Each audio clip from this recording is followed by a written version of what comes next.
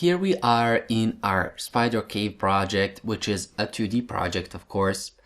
And as always, we are going to start here by right-clicking and creating a new folder, which we are going to name scenes, and saving this current scene as gameplay scene. So I'm going to name it gameplay and hit enter to save it. Of course, you can go under file, click on save scene, and then you will see the same dialog window pop out, or on Mac you can hold Command S, or on Windows Control S in order to save that same scene. Now what we are going to do is we are going to import our assets. So here we have our fonts and our sprites. So I'm simply going to drag and drop them here and wait for Unity to import it. Now we are going to go in our sprites, and here we have our background sprites, game sprites, so on and so forth. Let me go and configure each of them. So for our background, we see that the size is 1280 by 720. And here for the max size, and we can set it here for Android, or we can go on default, and this will override the default settings for our sprite here on each platform. So as I said, we see that the size is 1280 by 720. If we set it at 1024, we will lose, a little bit of quality, but still this image is not that, it does not have a lot of colors so that we will notice that. But anyway, I'm still going to leave it at 2048. And for the compression or the format, I'm going to set it at true color, and I'm going to uncheck generate bitmaps and hit apply. Moving forward, here in our game sprites, we have our blocks. And for the blocks, I'm also going to set it at 1024, or for this time, I'm going to set it 1024, and I'm going to set the sprite mode to multiple, uncheck this generate bitmaps, and for the compression type, I'm going to set at true color and hit apply. And we are going to rename this to our grounds. So simply rename it to grounds. And we can go here in our sprite editor and we can simply slice them. So here we have our ground 1 and our ground 2. So let me just check here, or simply rename it to ground 1, and this is our ground 2. And hit apply so that this applies to our prefabs here. Or so that this applies to the name of each individual sprites. Here we have our collectibles, and for the bouncer and the door we are going to, slice them a little bit later. For our collectibles here, simply select them, set the sprite mode to multiple, and uncheck generate bitmaps. I'm going to set the max size to 1024 and format true color and hit apply. And going here, I'm going to slice each of them. So here we have our collectibles 0, 1, 2, and this is our air or timer and our air collectible. So let me just rename it here. So collectible, or I'm going to say timer collectible. And for this one, I'm going to name it air collectible. So air collectible, just that we can, differentiate them between our diamonds. And now we are going to close it. As I said, for the door and the bouncer, we are going to slice them a little bit later.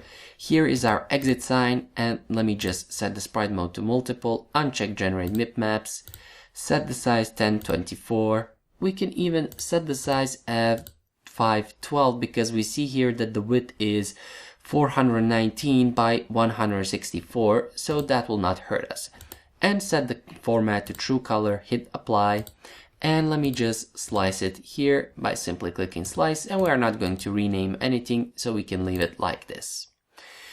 Here for the player, let me just go here and set the sprite mode to multiple, uncheck generate bitmaps, set the default size or the max size at 1024, true color, hit apply, go in the sprite editor and slice our player and hit apply.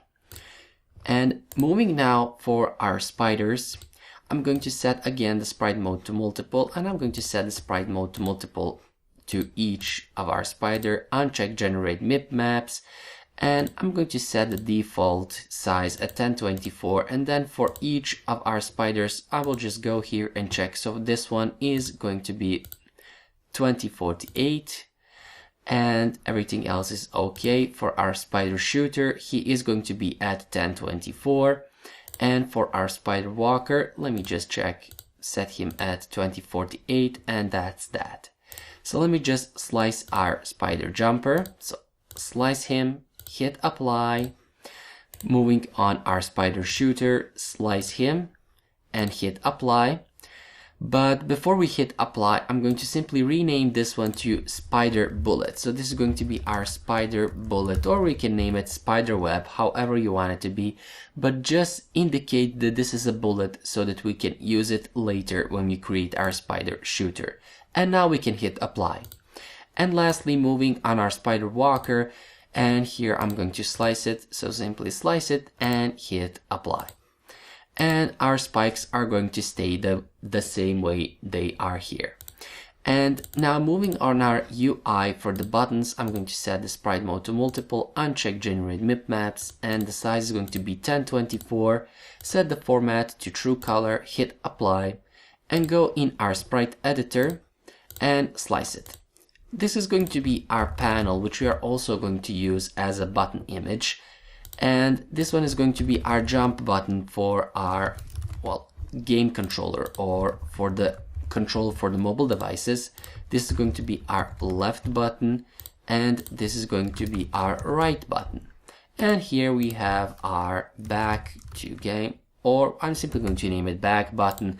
Here we have our resume game button, and lastly back to menu. So back to menu button. We are not going to touch this here, but we can delete here if you wanted to. So this here simply says tap to play. We can also add this as a button if you wanted to, but I'm simply going to leave it here, or you can resize it however you want it to. But we are not going to use it in the game, so it's not important. And I'm going to hit apply. And lastly and finally, we are going to finish with this one. This is our HUD, or UI HUD. I'm going to set the size at 1024 and set the true color for format, hit apply, and I'm going to open this in the sprite editor and slice it. This is going to be our HUD background that we are going to apply on our slider. We are going to see this a little bit later. This right here is going to be our timer HUD. So timer HUD, and this also is going to be our air HUD. So air HUD. And this is going to be our timer UI, and finally our air, so let me just rename it, air UI, and hit apply.